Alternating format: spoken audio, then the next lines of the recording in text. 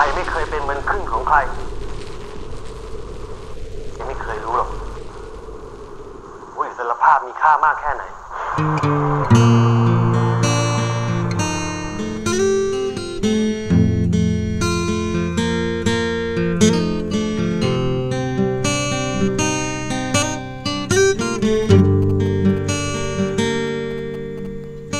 Kita ini selalu bermimpi umat bangsa Melayu Fatani. Masa kini tiada peduli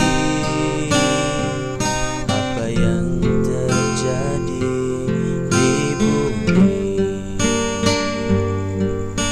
Cinta damai tetapi lebih cinta kemerdekaan. Kedamaian hanya gambaran saja, tiada berubah.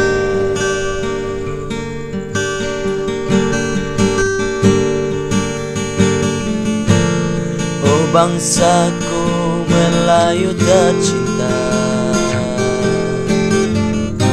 janganlah kau bersedih hati.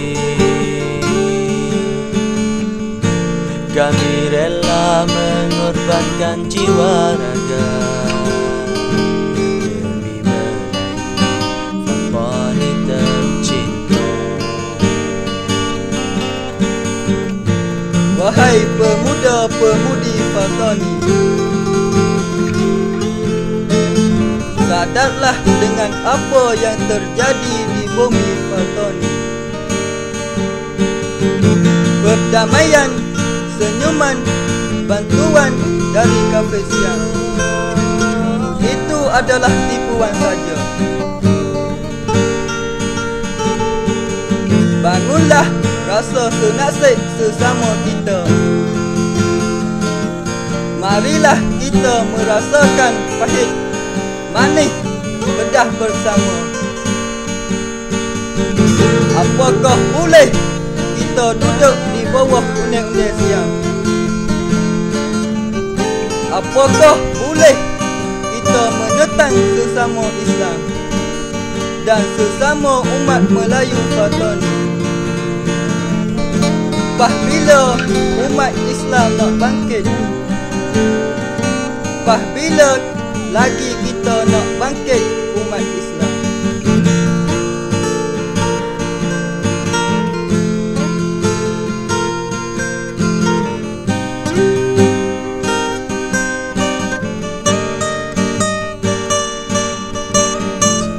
Damai tetapi lebih cinta kemerdekaan.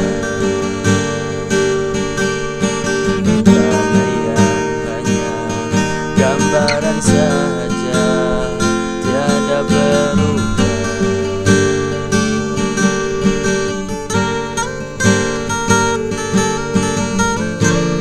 Oh bangsaku Melayu tercinta, janganlah kau bersedih hati.